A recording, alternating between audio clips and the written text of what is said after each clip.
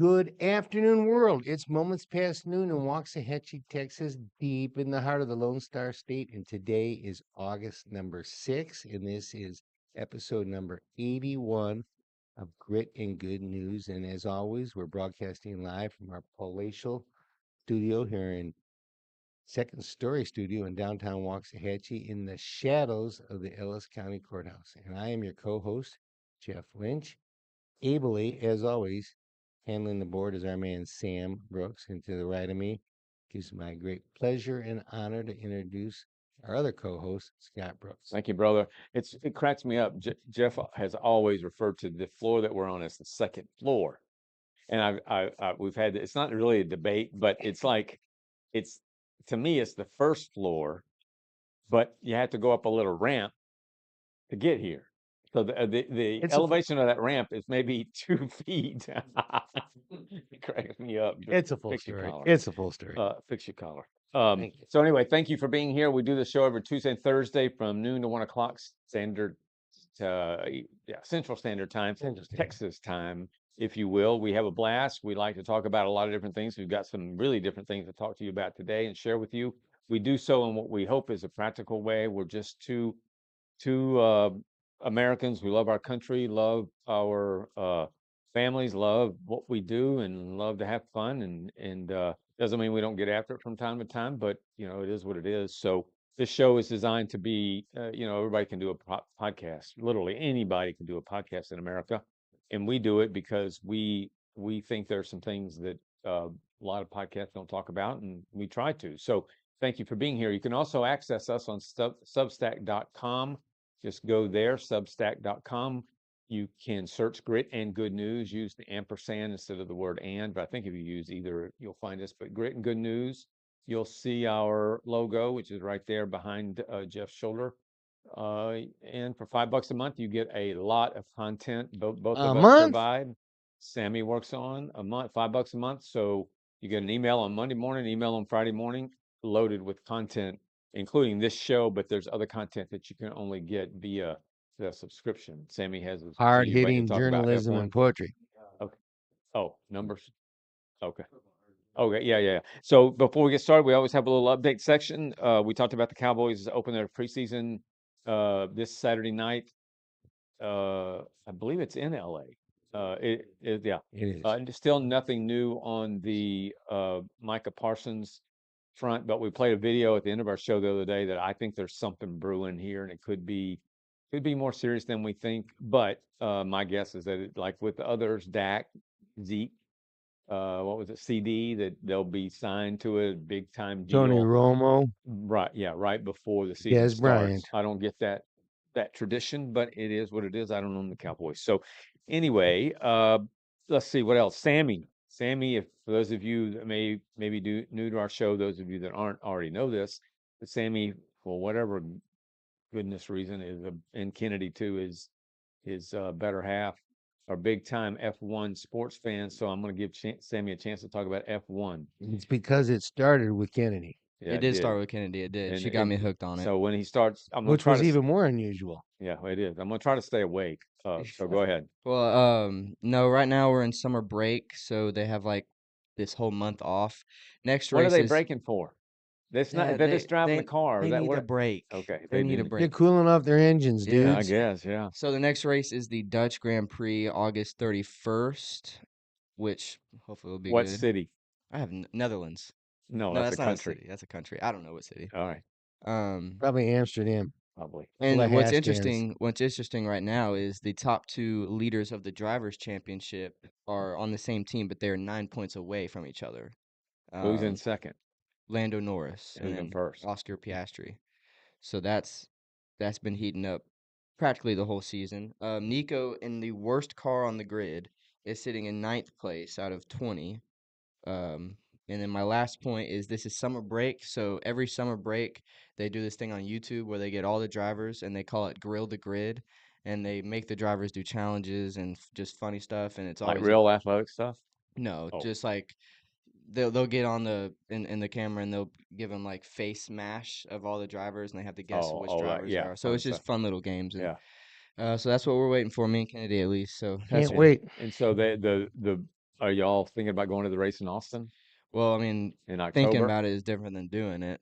I'm always thinking about it, but You got some bonus opportunities coming up. yeah, I There you know. go. I mean, if that works out, I would love to go. All right, But cool. that's Thank you pretty for much that it right now. update. Yeah. All right, update on Hannah Dillard's story. As you know, we've been working for many months now on trying to free a young lady who is in an Oklahoma prison, going on 4 years now. She's serving a 12-year sentence, a sentence that is completely out of order, railroaded.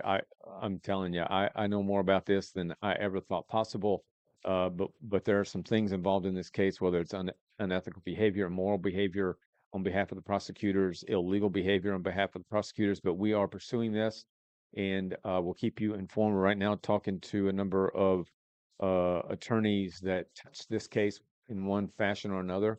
So we'll have more to say and show, hopefully, with Hannah in the months to come. Our goal is to get her out of that prison as quickly as possible. And then I want to have Sammy. Jeff and I talked about gerrymandering the other day. Gerrymandering is the legal process by which states in America can redistrict uh, whenever they want to. Really, it usually happens after the census is done, and census is done once every 10 years.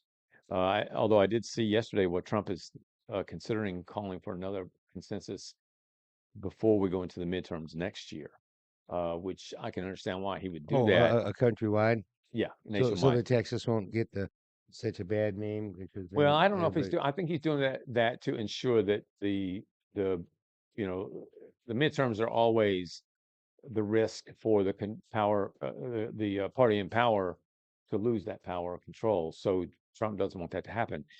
That said, that's what redistricting is really about. And any politician that tells you that redistricting isn't about securing power for the party they represent is lying to you. But I want you to listen to this video. It's about 45 seconds long. It's from James Carville. James Carville, for those of you who are into politics, got his name to fame or 15 minutes back when Bill Clinton ran. He was the campaign guru. Right. And so it's like David Axelrod is tied to Obama. I forget the guy's name. I can picture him right now, but George Bush had, that's going to bug me anyway, but every time there's a win, by a presidential candidate or now in office, there's somebody in that campaign that Yeah. ran it, And Carvel's been an insider in the and Democratic he's Party now ever 80 since years then. old. He Yeah. lives in I think he may live in Baton Rouge or New Orleans, one of the two. But he's a Cajun, talks that way. I have no problem with that. But he's lost his freaking mind. So I want you to hear this is what he says the Democrats should be doing to combat the risk of losing the midterms due to what he believes is misuse of gerrymandering. So, Sammy, let's play that. They are just going to have to unilaterally add Puerto Rico and the District of Columbia states. They're going to have to, the Congress does give, the Constitution gives Congress power over federal elections. I don't think they can redistrict, but they're things they're going to do. They're going to have to do it. They're just going to have to do it. And they may have to expand the court to 13 members. If you want to save democracy, I think you got to do all of those things. There you go, Sam. Those are all things you can't do if you're not in power. That's right. So what he's saying the next time the Dems get in power, whenever power. that will be, is to do those things you just heard him. And it's to save democracy. That's the kicker for me. I want to say, is this a joke? Is this a parody? Because this is the party that just had an election for president in which they named their candidate. They didn't put it out there for a vote. There isn't anybody that No any primaries. citizen, no primary, nothing.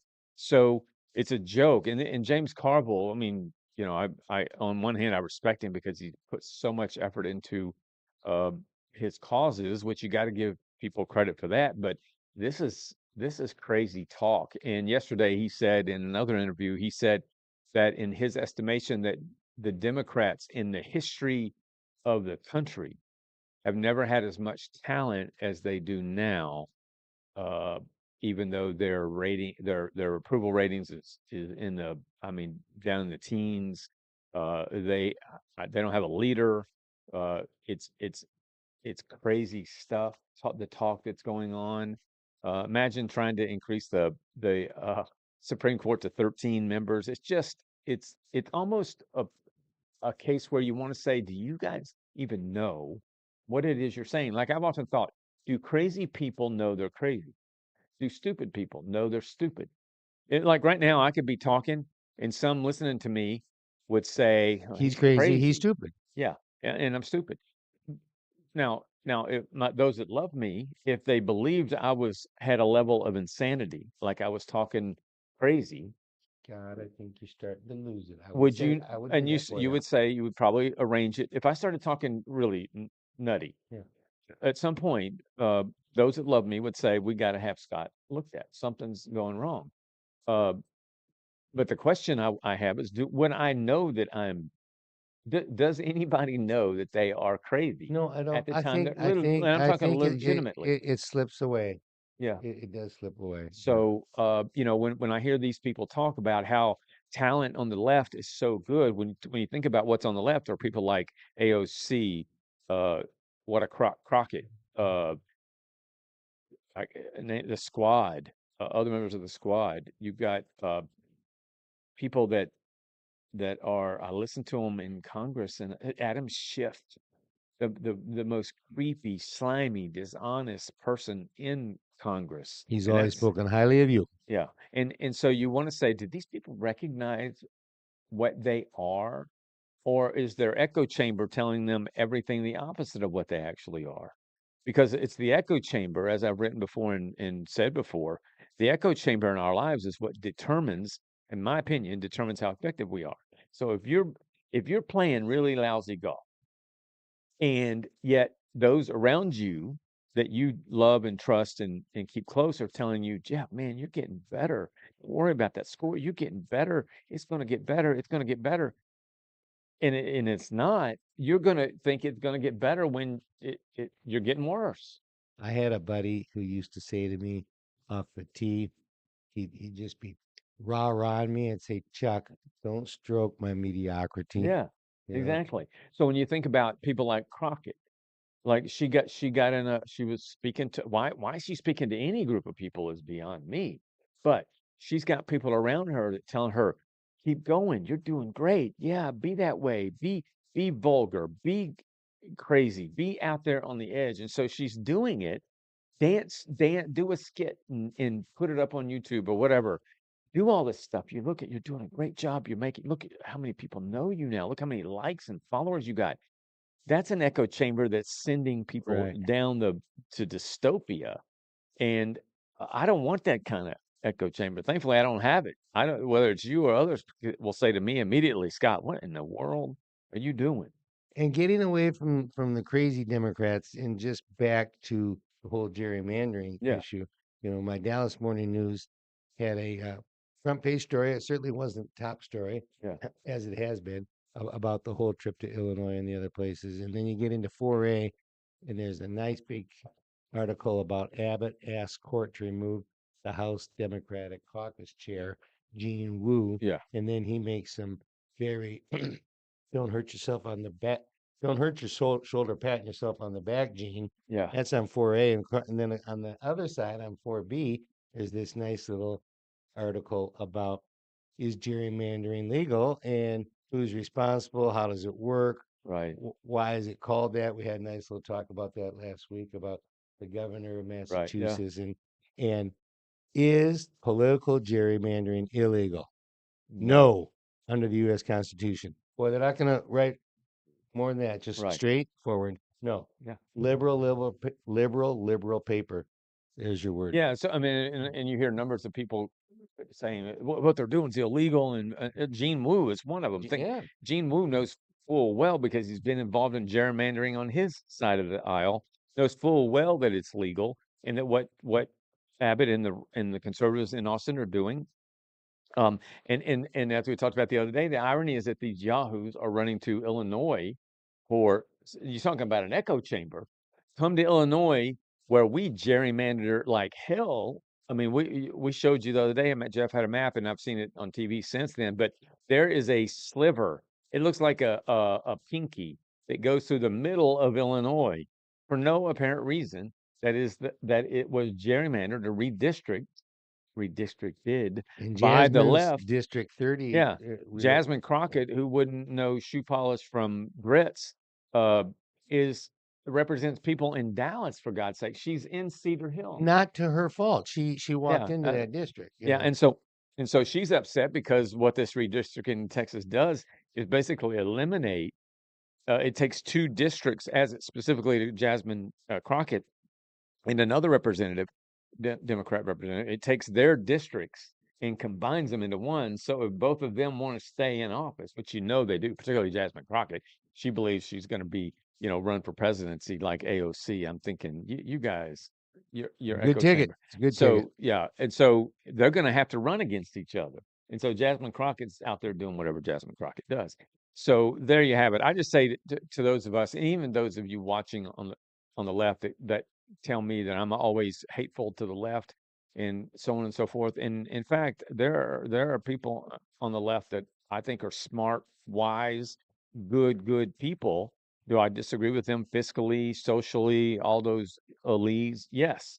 But by and large, the voices that we hear coming from the left are bad people for this country. And if you don't like me saying it, then don't. I'm not going to change because of that. One more thing I want to say about echo chambers is this morning or yesterday I wrote a column about Waxahachie City Council uh, and all councils needing young people to get involved in office, run for office, and it was really a plea to those young people out there. Well, Travis Smith, a sitting city council person who is 34 years old, I've always admired the fact that as a young person he is involved. Uh, he said something like, "Rich coming from Brooks because I'm slamming uh, him in essence for the things that he's trying to do that are not like the good old ways, and I never respond, and when I do, it's usually to clarify something. In this case, I did respond, and I just said, "Look, I'm not talking about the things that are being done. I mean, I may have issues, but we can disagree about things. My issue with people like Travis Smith and young people who haven't developed an understanding of what it means to be respectful, to be uh, to listen well, to uh, to give value to other people's life experiences, to treat people the way you want to be treated." That's what I said to Travis. It's not about the things you're doing, it's about how you're doing them and how you treat people. And frankly, I think Travis treats people brutally. And that's what I'm referring to. And I'm not asking young people who are cocky and treat people brutal and think they know everything and are dismissive and disrespectful, all that stuff. I'm not asking those people to run.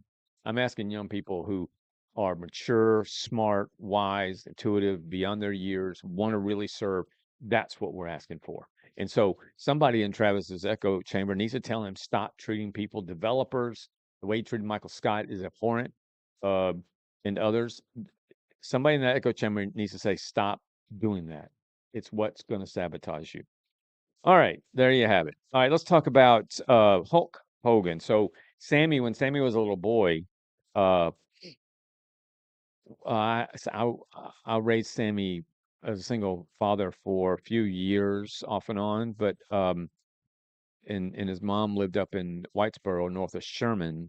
So Sammy was with me when I didn't have him full time. He was with me every other weekend, as you might imagine. Well, it was when uh, wrestling's still popular. The WWE is a multi-billion-dollar Right. conglomerate, juggernaut, and so Sammy uh, got into it as young people did, little kids did, and Sammy loved Rey Mysterio, and I've got videos of Sammy where it's on the TV and he's dressed up and he's coming in, entering the living room or the family room like he's any one of the wrestlers that he liked. It's so awesome. So we were into it. Sure. And you really didn't have to be into it in America to know who Hulk Hogan was. But why Hulk Hogan died was it a week ago or 2 weeks ago? It might have been 2 weeks ago now, today, tragically and suddenly of a heart attack. Why was Hulk Hogan so loved? I mean, if let's take Rey Mysterio, or let's take John Cena, or let's take what's it the Undertaker, the long-haired guy that's been the champion for a while now, the Indian, the Samoa, um, Roman Reigns. What any one of those guys die, and I dare say that the response wouldn't be anything like it is with Hulk Hogan. So, in your opinion, and Sammy, I want to hear from you too. What made Hulk Hogan so Americana and so loved as a wrestler? I, I'm gonna read the Substack entry I had 2 weeks ago Okay. at our poem time. Yeah. Okay. Okay. Unless you want me to answer it by reading it right now. Well, it's up to you. I mean, I'll sacrifice the later time to do it okay. now. Yeah, I think it's pertinent if you have it, I do. because Hulk Hogan is just um, an American icon. A man named Hogan went by Hulk. He certainly had quite a bit of bulk. It was not fat, instead all muscle, which is important in the wrestling hustle. Hogan wrote the book about how wrestlers should look. It wasn't just his bod that made folks nod. A chiseled jawline on a face so fine, a mustache so distinct, you could recognize Hulk in a wink. Mm-hmm. An autobiography by Tyrus, Fox News fame, who got into wrestling big time before he ever got to Fox. It's Yeah. part of his development of his life. Yeah. Taught me a lot about the wrestling game. People told him wrestling is a fix. This is a concept he sternly does nix. Tyrus's point is sensible and simple. Wrestling is not rigged, it's scripted. This perspective is an interesting wrinkle Mm-hmm. about big men whose toes can twinkle. Actors are given a role to play. Wrestlers create the character they play. Some characters are a little bit tame. Certainly none can be called lame. Those grapplers are either heroes or villains, appealing to both adults and chillins. Mm-hmm. Either way, they're more than willing, forever active, never chilling. Hulk played both in his career, clad in red and yellow, a hero to start. As a hero, he looked and acted smart. But at a point, he changed his part. Hogan's new villainous persona now wore black and white. Indeed, he became an imposing sight. The change was as quick as turning off a light. This about face speaks to scripted parts, all the while displaying athletic arts. Call it rigged, call it a fix. Adoring fans get their kicks. So R.I.P. the Hulkster. There will never be another. Loved by dad, kids, and mother. When a body's had enough, it can't recover. Amen. Great. There you go. Texas poet Jeff Lynch, poet, Great poem poem. about Thank you. Hulk Hogan. It's a great poem, and it speaks to really what I was I asking mean, you. to go from hero to villain, Yeah, that's he were the huge. villain and back. He was Hollywood Hogan when he was the villain, and he was NWO is what the organization he was involved in, and he wore the black and white part of it is that he had, I can't forget which part was black beard and white, but he dyed it so Yeah. part be black and white. But yeah, he went from Yeah, hero to villain. and Tyrus goes on in that. I mean, he's got a pretty long chapter in that book, and it's a really good chapter in a really good book. And he says, "Do you criticize Clint Eastwood, all the big actors? Do you criticize them Right. for acting? Yeah. Yeah. Exactly. You know they are acting. Yeah. In an opera, it's all a big act, and people understand that. And I can't imagine anybody who watches wrestling who doesn't know and understand that, and that's part of what they like, and that's part of like they're getting what they want out of their villain, they're getting what they want out of their hero, they're getting what they want in a spectacular show. And do people get hurt? Are Yes, they do some ways of pulling punches and whatnot, but I'm telling you what, when you get hit over the head with a cotton pick and folding chair, Yeah. you got hit over the head with Yeah. a chair. I mean, you see these old wrestlers now go to these shows, and they're walking around like a bunch of old football players. Jumping from the top of the ropes. Yeah, it's a soap opera. Did Hulk wrestle in the WWE? Yes. Yeah. Oh yeah. when I He watched was. it He Well, it he in used like to he be called. 2009, 2010 Yeah, yeah. It used to be. He goes way back 30 some to odd the years previous one. when he played in. He also was in Rocky 3. Oh, Thunder Lips was his name in Rocky 3. I don't But remember ever seeing him wrestle when I watched WWE. yeah, well, it might have been when that might have been the time he went over to the NWO Yeah. and some other organization. But the WWE used to be called the WWF and the World Wrestling Federation. Yeah. Well, the WW that federation was sued by the World Wildlife Federation for name infringement. So then they lost and it went Oh. to WWE, Worldwide Yeah, Entertainment, so to me, World Wrestling Entertainment. I never really saw Hulk or, Yeah. watched him, liked him just because I didn't know him. But I mean, when he died, I knew the name Yeah. and I knew Well, he's a wrestler. he So, was a headliner, he was before Cena yeah. and those guys and loved by millions and millions. And Jeff is exactly right. It's no different than an actor. In terms, if you said, well, how was Hogan as an actor? Top notch. Right. He little kids. I mean, there's a video of a young man that went to see Hogan at a book signing or an autograph signing and dressed up as Hulk. And this kid couldn't have been any more than 6 years old, little bitty dude. And he was dressed up and Hogan asked him something and he said, "Let me tell you what, brother." And he goes into this spiel like he's Hogan, and it was amazing. And I mean, he had all the 24-inch pythons as he called them. So, but when he died, the story that came out, many stories have come out since he died. But when you got people, he has people that we would know at his funeral. He has people that we wouldn't know that And nobody it was a knew. private funeral. It was, but in that Okay. funeral were people that we wouldn't Right. know who they Right. were. So I think he appealed to, oh, I know he did appeal to so many people. And then last year, of course, he was at the Republicans convention Oh yeah. Oh, and yeah. got up and remember he ripped his shirt and talking about Trump and all that. And in 2023 he was baptized, and so he was buried in the church in which he was baptized. Uh, and so I just for me it's sad because Hogan's older than I am, but not by a ton. I think he probably felt a lot older than I feel because of what he'd been through and had many surgeries. And he had a show. He went through scandals. He gone through personal strife. But the guy just if there was a guy who really was the part he played, it was him. And that's the thing, in Hollywood, you got casting directors, and they Yeah, say, Scott, you would be perfect in such and such a role. role. Yeah, Okay.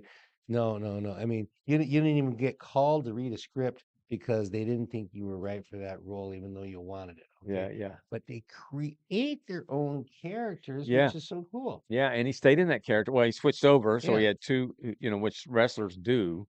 The Undertaker at one time was the American badass or something like that, and he no longer any of that morbid gear, but that he was a kind of a redneck motorcycle riding dude. But then he switched back to the Undertaker. Yeah.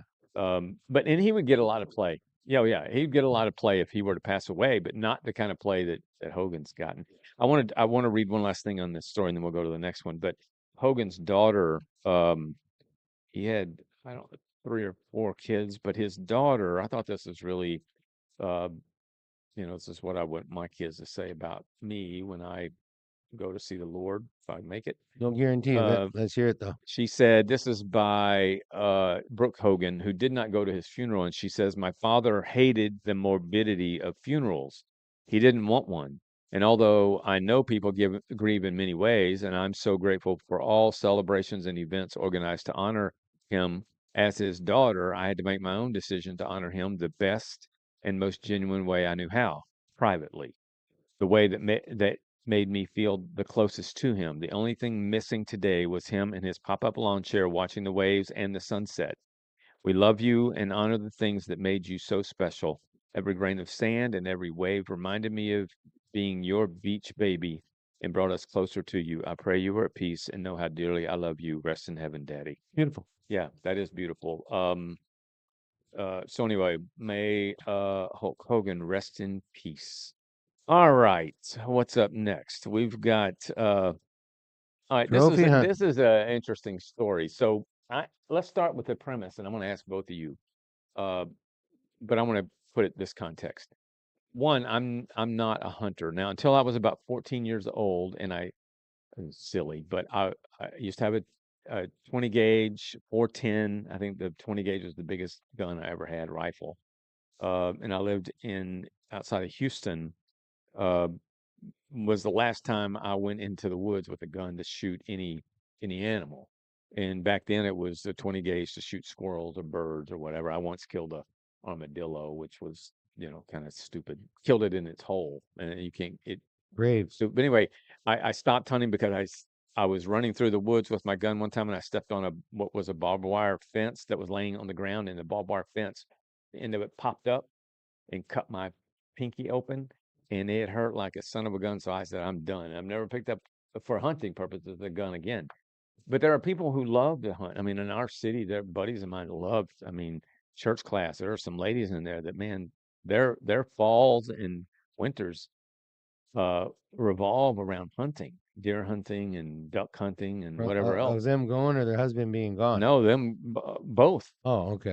In some cases, it's the woman who's the big hunter. Right. Wow. But anyway, so you have hunters that hunt deer, animal, duck, turkeys, and those are for food. I mean, there's the sport of it, Right. the thrill of it, because hunting is thrilling. I mean, you're chasing something down or stalking something down, and you kill it, and you happy, and you're gonna go home and take it to a place that cuts it all up and does it for you and all that.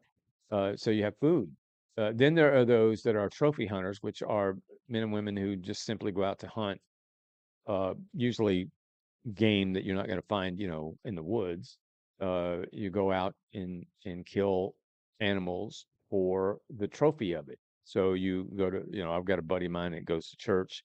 He's a well-known doctor in Waxahachie. He's a trophy hunter, so he goes to South Africa or other places in the world, and under the tutelage of a tour guide or whatever you want to call them, a hunting guide, hunt specific animals, whether it be buffalo or wildebeest or animals I can't, elephant And they're going specifically for that for that reason, animal and specifically for a that large purpose. enough mountable. Yes, I that mean, as purpose. in taxidermy and mount. That's just to put them on the wall. Yeah. Yep, that's what it's called, trophy hunting. So, uh, what do you? So your thoughts, Jeff, on Here's trophy my hunting? take on hunting. Like you, I know a lot of people who do, and my dad didn't hunt, and so I didn't hunt. I asked him why he didn't hunt. He says, because I'd heard some great hunting stories when he was growing up, and he said when I got married, your mother was petrified of me hunting, and out of respect for her, I quit. Yeah. So I've never hunted. I don't own a gun. I haven't owned a gun. When I was 50, I had a little ranchito out in Keller, and I got myself a Daisy Red Ryder BB gun. BB gun. And I remember reading the instruction on it. It says the Daisy Red Ryder will shoot wherever it's aimed. You need to learn how to aim. And they took, okay, so, and I'll tell you what, I found out that when I hit a can on a post, it was a thrill. Yeah. Even with so there, I don't object, and there's a thrill. But here's my take on hunting. I like people going after their own game if they're going to clean it and keep it. I think the whole deal you find now is taking the advantage away from the animal. Number one, if you're not shooting with a bow, then you got a huge advantage. And number two, when you got a deer lease and you go out there and you set up your feed stand, and then you got a camera on it, and you know exactly when they come. Yeah. Okay, so it's like baiting fish. It's like throwing bait in the water and they come and then catching them. I mean, if I just don't think it's a fair advantage for you to pull the deer to your spot, know when they're coming, and come there and shooting. What kind of thrill or skill Yeah. is involved in that? Yeah. Like shooting fish in a barrel in a way. And so then most of this big trophy hunting involves hunting within a fenced area. It isn't like your backyard. It's a fenced enclosure, and the guide knows, here's what I got in here, yeah, it's a, and we're gonna get them. I don't know if those are called game reserves or what, but they're you're gonna, if you're gonna pay all that money to go overseas and I think hunt in a Texas they trophy, call it tall fence hunting. yeah. So I mean, you're gonna go to a place where people these animals exist so Yeah. that you can find them. Sammy, do you want to say Well, something? yeah, when it comes to hunting, I've never been. I respect it when it's for food. Because I mean, you go buy meat at the grocery store, same way. I respected doing it your own. I don't like trophy hunting, just to Yeah. put it on the wall. I do not like that at all. And Yeah. I don't like hunting. I would never go hunting because I can't kill an animal. I can't do that. But Yeah. I think it's safe to say that our family we're not big into hunting for any purpose because we have fallen in love with the animal world. You know, the Bible says that God created heavens and the earth, man, the world, the universe, all of it, and that mankind would have dominion over the animals. That is in the context of dominion so that we can survive. Imagine the world without the meat. I mean, there are people that are vegans and that are Right. vegetarians, but um, without meat, we would be in deep trouble. And so the reason we're talking about this is because there's a story that hit yesterday of a trophy hunter from the state of Texas, Asher Watkins, who was in South Africa in the province of Limpopo on August the 3rd. Today is August the 7th, so this would have been on Sunday. This gentleman, 52 years old, was fatally struck by a Cape buffalo during a hunting trip in South Africa. So he was hunting, trophy hunting, for the sole purpose of killing, in this case, a Cape buffalo, which a Cape buffalo looks like kind of like a water buffalo. There's a picture. I don't know if you can see it, but there's a picture of it. Um, but that's a Cape buffalo. So this man was stalking this buffalo along. I assume the buffalo was in the herd. Maybe it wasn't, but maybe that's separated from the herd. But anyway, he was stalking the buffalo. Got within close. Was he alone or with a guide? I believe it was with the guide. Okay. And so he got close enough. I don't know if I would say it was too close, although he ended up dying. So I guess in that context, it would be too close. But he was an American millionaire and a big game hunter has died after being killed by a buffalo during a hunting trip to South Africa. Texas ranch trader Asher Watkins was stalking a Cape buffalo in the northern province of Limpopo on Sunday when the animal fatally struck him. And he was with a group. The animal was doing to him what he was doing to the animal. And that was if you can picture, I don't mean to be disrespectful to this in any way, but when I think about funny sense of hunting, it's Elmer Fudd, Right. traipsing through the still we will we wabbit, Wabbit. that kind of thing. And so I pictured this guy stalking. That's what it's described as being stalking this water buffalo. The water buffalo, uh, animals like our chihuahuas, they're known for side eyeing you. So they use their peripheral vision to see what they need to see as well as their direct vision. I assume these buffaloes are the same way that they don't have to be looking at you to know you're there. Otherwise they with their prey, they'd die all in split seconds. So they knew this buffalo knew this man was stalking him. So the buffalo, in essence, was stalking the man. And he's got no rifle, but he does have the horns. He has the horns and he has the girth and the power. And these horns are curved under, so it's not like he could impale the guy. So I think in this case, Mr. Watkins died as a result of being hit chest first by the buffalo and then trampled. but the irony is that the trophy hunter became the trophy.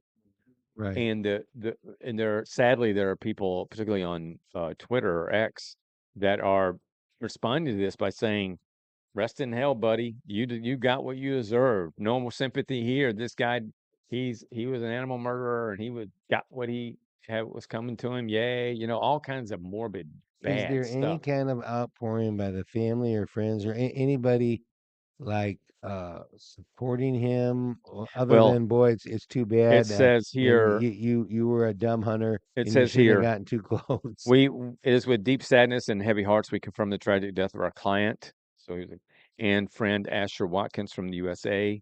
That's said by a guy named Hans Vermaak on Sunday, August 3rd, while on a hunting safari with us in South Africa's Limpopo province. Asher was fatally injured in a sudden and unprovoked attack by an unwounded buffalo. He was tracking it together with one of our professional hunters and one of our trackers. This is a devastating incident, and our hearts go out to his loved ones, so on and so forth. So those sentiments. However, when and I don't want to see anybody lose their life, and I would never ever stomp on someone's grave. In this case, it says that Asher was fatally injured in a sudden and unprovoked attack by an unwounded buffalo. I would say that if you're stalking a buffalo or a trophy, and that buffalo obviously knows you're present, it's being provoked. So if it's no different than if I hear some noise in my house and I get up and I find the source of that noise and I shoot it and it injures or kills somebody, uh, I was provoked to do it, and so I would say that this buffalo was provoked. He wasn't wounded, but he was provoked. So it's just an interesting story. I am not a fan of trophy hunting at all. I don't. From my friends that do it, I don't have any. They're still my friends, and I love them. I wish they wouldn't do it, but they do, and that's their choice, and they have to deal with that, not me. But I do think trophy hunting is at its core a bad thing. All right, Sammy, you got 5 random thoughts? Lay it I on do. us. I got 5 random thoughts for Lay us it on us. today. Number one, I don't know if I said this right. Cowboys will make it to the conference finals. Is that Conference final. final? Yeah, Finals is because NBA. one game. Well, yeah, one, yeah. Yeah. Before the Super Bowl, right? Yeah. Yeah. I think they're gonna The- make it to that game. okay. Whether they win or They lose, call it the conference championship. championship. Yeah. Okay. So I don't know if they're gonna win or lose. I just think they're gonna make it. Second one, if you take the time to watch, and this happened this weekend, if you take the time to sit and watch a full F1 race, you will be hooked. And I believe that because whenever I was in Salina, Don, my brother, watched the first F1 race ever, and he was asking all these questions, loved it, and he was sad that it was summer break. So I'm pretty sure he's hooked. Number 3, being able to watch your favorite show again because it's been so long is a great, great feeling. Speaking of, Breaking Bad. Me and Kennedy Mm. Kennedy hadn't seen it, but I saw it. It's been a while, so I it's could I Kennedy- could re-binge that. yeah, That was the first thing my wife and I ever binged on Netflix. yeah, it's so it's a good. where are you along? How We're far? like season 1, episode 6. Yeah. So So Kennedy's is she hooked on it now? yeah, she says she Yeah. likes it. And that was 3. 4 is sometimes watching the sport on the TV is a lot better than watching it in person. Like, Like, for instance, a race. I feel like I would love to go to a race, but you don't get to see the whole track. So then I'd like watching it on the TV. a yeah, little better, I but would say if you're like going to the event is worth it at least once so that you Yeah. can capture the sights and sounds. And at a race, like if you go to a NASCAR race, it's a loud Yeah. rumble. If you go to an Indy car, it's a very loud whine. Mm-hmm. And then if you're down close to the fence where those cars come by, it's All like, different. whoa, Yeah. how fast, man, the power. Yeah. Yeah. So I get that. One time is good, but Yeah. yeah. Either one time you'll say, okay, now I'm a hooked spectator sport guy, or you'll say, like for me, NASCAR once was enough. Yeah. Me too. Conversely, a hockey game is much better live than Yes. Yes. on TV. That's the exception. Yeah. There's nothing better than a packed out stadium. Yeah. And the last one's short and sweet. I gotta add in there. Steph Curry is the GOAT point guard. Thank you very Thank you. much. You know what? Steph Curry ain't got Keep those those. God gave a boots. Whenever you give him the chance to do these 5, he gets in there. We'll tolerate no repeats in the future. Okay, yeah. So we'll No. just stipulate Yeah. that you believe that Steph Curry is one of the greatest, so you don't have And to it keep might be saying it. a while before you work your Okay, way then back in the I'll just do rotation. 6. I'll tell that to y'all every time. Okay. I'll just do 6. Well, let me go back to one of your points there about watching a sport and getting hooked. Yeah. I'll make a deal with you. Okay. All right. I pick what sport and when. You have to watch it all, and you do the same for me. And then you tell me at the end of it whether you're hooked, and I'll tell you whether or not I'm hooked. All right. So here's my sport. I said F1 All specifically. right. You going with cricket? No, I was- you tell me what F1, assuming it's not over at midnight and 2 in the morning. Pick one. I'll watch it all, and then I'll tell you whether or not I'm hooked. If you watch a full 18 holes golf Oh. on a Sunday afternoon, and then tell me whether or not you're hooked. That's a deal. I was thinking it was gonna be some No. foreign sport because I was like, I No. know I watch every sport in the No. U.S. Oh my Well, god. but better yet, I couldn't. I don't understand cricket, so I wouldn't Yeah. watch it. But horse race, I love horse racing, so I could say watch 5 hours of horse racing and then tell me if you're hooked. That I 5 think you'd be And hooked. tell you one thing, that the pro golf, the number of channels is bad. Commercials is bad. Yeah. How are they on commercials? F1 doesn't have commercials. All right. Yeah. So I would pick I'm like getting the fired up Masters, already. where on Sunday they don't Right. have really There you go. Yeah. no There you commercials. go. So I'll make that deal with you. All right. You'll be hooked. All right, let's talk real quick before we get to our closing segments. Here's an interesting phenomenon. I think I call it a phenomenon. I'm not sure, but going on in the world today, and those of you watching may not know this, but more and more countries, particularly those countries that serve as resort countries, vacation countries, beach and sand. Uh, I there may be some countries out there that will be attractive or are attractive in Switzerland, the snow and the skiing and that sort of Mhm. thing. But most of what's going on right now in terms of this subject has to do with the sun, water, and beach countries. But countries are now offering Americans and anyone in the country, but this is talking about Americans. Anyone in the world. Yeah, anywhere in the world, but talking specifically about Americans, and these countries are marketing to Americans that if you come to our country and you can do one of two things and automatically become a citizen. You don't have to go through any of the processes. You do one of two things, you become a citizen. One is that you can pay $200,000 and you Right. become a citizen. The second is that if you buy a property or real estate or a home, but the idea is to invest in this country. Let's just say that Sonia and I decided we would go to, let me just tell you one of these countries.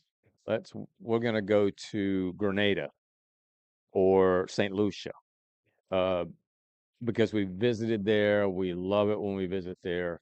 These countries, among many others, Antigua, these countries now say if you'll invest $200,000 in a home, a hut, whatever it is, a condo, A yurt. yeah, whatever they got, that you become in that transaction, you become a citizen of our country. And I did check that clip. You can still be a dual Yeah, citizen. you don't give up your United States citizenship. That's an important But component. the islands offer citizenship by investment, CBI program, also dubbed golden passports. So you can pay $200,000 and become, it says the first is a direct contribution to the government, commonly known as the contribution to the Economic Diversification Fund, starting at $200,000 United States currency for a single applicant. So I guess if you want to do it, husband and wife, it's 400 grand. The second way is the purchase of a pre-approved real estate at a minimum value of $200,000. Many Caribbean islands do not have wealth, gift, inheritance, foreign income, or capital gains taxes. So this is the way for them to attract people to spend money in their country. Up to 70% of all buyers right now are wanting citizenship, and the vast majority are from the United States. Yeah, so somebody that bought one said, I want a house with citizenship. That's why I did it. There are, in under 3 months, 189 golden visa applications were received. This is up until recently. And the countries that are listed here, although there are more of them, Antigua, Barbuda, Dominica, Grenada, St. Kitts, Nevis, and St. Lucia. Those are the countries that if you spend $200,000 on it's an earmarked real estate. So the government in those countries chooses the ones they want you to buy, and if you buy it, it's more than 200 grand, you become a citizen. Overall, that list is not the best known islands No, it's in the not. Caribbean, which may be a disadvantage, but it could be an advantage in Yeah. some ways also. I mean, you hear about we know the popular ones because everybody goes to them, Yeah. right? But these are ones that they're doing this because they want to increase their own revenue, improve their economy, and that they're basically saying, check us out. We're a little known, beautiful resort. We know about Antigua, we know about St. Lucia, right? But I've never heard of well, I've heard of Grenada, but I've never heard of, or Grenada, it might be. I've never heard of Dominica. I've never heard of Barbuda, and St. Kitts. So, who knows? That may be the best places in the world. But there you have it. If you want to become a citizen of a Caribbean country, and also keep your citizenship in the United States, obviously, then go to one of these, buy a home for 200 grand or above, and you're in like Flint. Nobody on my top 4 choices is remotely on that list. Yeah, well, it's because you haven't been to any of them. Are you talking about people or places? No, of places that I would ever Oh. consider. Yeah, but one trip to Antigua you might say, wait a minute, I'm in, I'm buying, Correct. so maybe the next vacation for you and the wife is one of those 5 or 6 Could or be. 7. Could be. Yep. All right, so there you have it. What do we got? You already did your poem, yes? Yeah, you want another? If you want to read another one, we got about what? How many minutes? No clock in this place matches. So we got 7 more It's a minutes. short So let's one. hear it. All right. Page 46, was it? Okay. 49. I did this way back in the fall when nobody was listening at all. You see how I just never quit rhyming? Here we go. 49, that's toilet seat. Yes. Hey, Timmy, thanks for joining us. The Racing Channel. Do you know who that is, Sam? Well, you ought to connect. What do you got, Jeff? I think you didn't write down the number right that I gave you.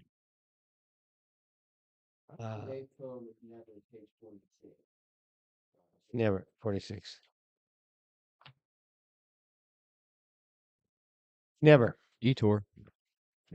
All right. Never. Never is never enough. But this applies to a lot of stuff. But since never isn't forever, frankly, I say whatever. Never's twin is always. It has no shades of gray.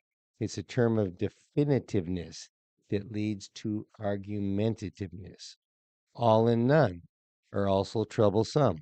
These two inclusive cousins cause trouble by the dozens. The focus you see is they declared to me there's no room to wiggle. Wow, I simply got a giggle. Yet despite my petty rambling, I can say without a gamble, I've never used a laptop on my lap. And I've never been with a cat for a nap. But normally, never and ever,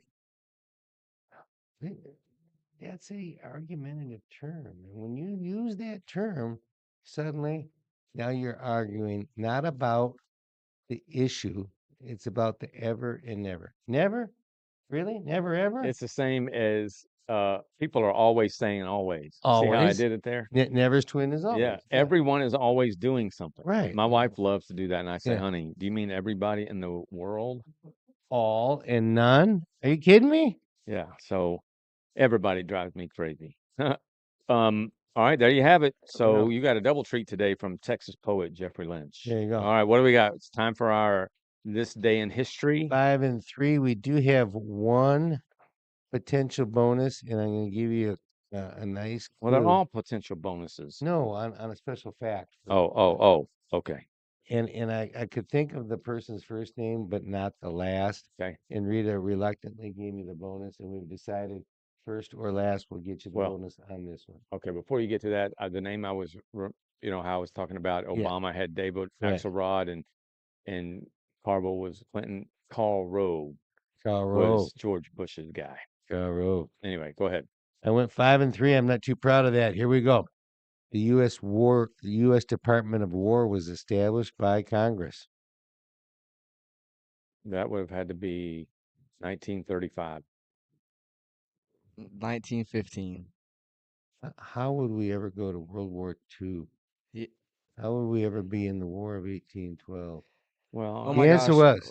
was Was it after like 1800 or like 1800? no. what's the answer?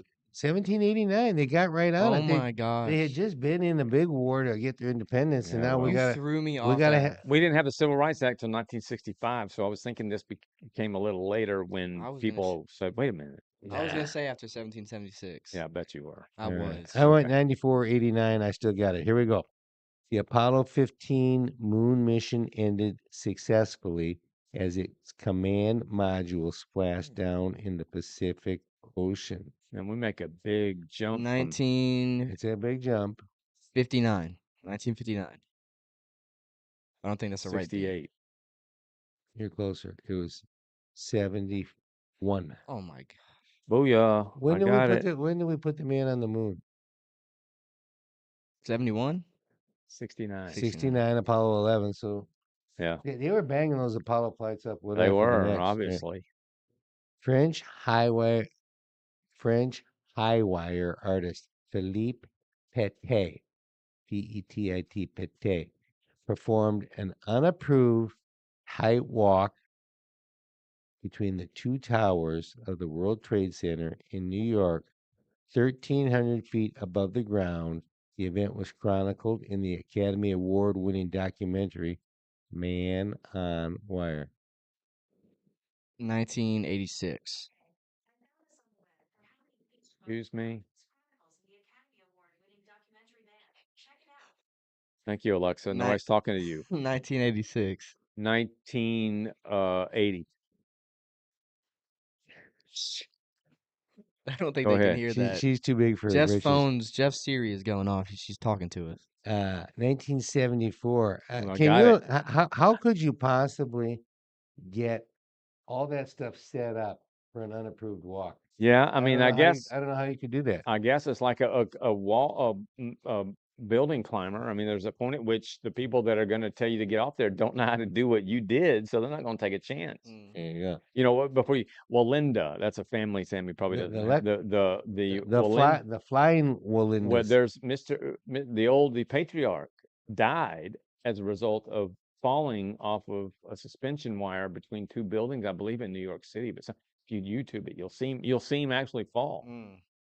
I took my wife and kids at Paul Bunyan Land, which is one of the greatest small amusement parks in the whole world, up in northern Minnesota, to see the flying Walindus. They Yeah. set up, just in the parking lot. They put their wire up there. Yeah, that's a family. Yeah. What was the last date? 74, and here we go. A plane carrying U.S. Rep. Mickey Leland, Democrat of Texas, and 15 others disappeared over Ethiopia. The wreckage of the plane was found 6 days later. 6 days later. No survivor. Must have been remote. 1992. 1994. 1989. Very good. I was nowhere Finally. close. Finally. What happened? It doesn't say. Well, they disappeared. They just- They Okay. disappeared. President, if it took them 6 months to find them, Yeah. wow. Yeah. President George H.W. Bush ordered U.S. troops and warplanes to Saudi Arabia to guard the oil-rich desert kingdom against a possible invasion by Iraq. 1992. What? Just say a year. 2011. 1990. Terrorist bombs at the U.S. Embassy in Kenya and Tanzania killed 224 people, including 12 Americans. That's 2 different countries. Yeah. We're doing 1998. 1996. The bonus is in effect for the young man. Am I right? Booyah. And here's where your possible bonus is on the last words of this. To avoid a possible death penalty, Jared Lee Logner agreed to spend the rest of his life in prison, accepting that he went on a deadly shooting rampage at an Arizona political gathering in 2011. Mm-hmm. They left 6 people dead and 13. Gabby Giffords. Gabby Giffords. Did I get the bonus? You got the bonus. What was the year? 2019. No, 2000 and it's either 11 or 12. I'm gonna go with 11. Oh, is it 09? 12. Oh man, still got it though. Yeah. That's it. That's it. 1, 2, 3, 8 and 1. 8 and 1. Boom. I Nice. think I went 1 and 8. Yeah, well, go Nice. figure. All right, there you have it. We one thing I want to share with everybody before we sign off here. There is a book out called oh man, I'll bring the title next time, but it's a book about the perspective of a dog, and it is done by an expert, a clinical expert that has studied dog brains and that sort of thing. And so it talks about the elements of a dog and how they express themselves. And it talks about like when a dog licks you, what does it mean? When its tail wags a certain way as opposed to a different way, what does it mean? When a dog side eyes you, what does it mean? When a dog does its ears a certain way, what is it communicating to you? Sonia and I are thinking about reading it. I'll bring the title on next What Tuesday. if there's ones for cats? Cats, whatever. But anyway, thank you for being here. We appreciate it. We'll be back next Tuesday at noon Central Time. Substack.com, Grit and Good News. Subscribe for $5 and you get a lot of content. Go ahead, bud. $5 a month, twice a week. Yes. Here you go. Make it a great day and put a smile on somebody's face today.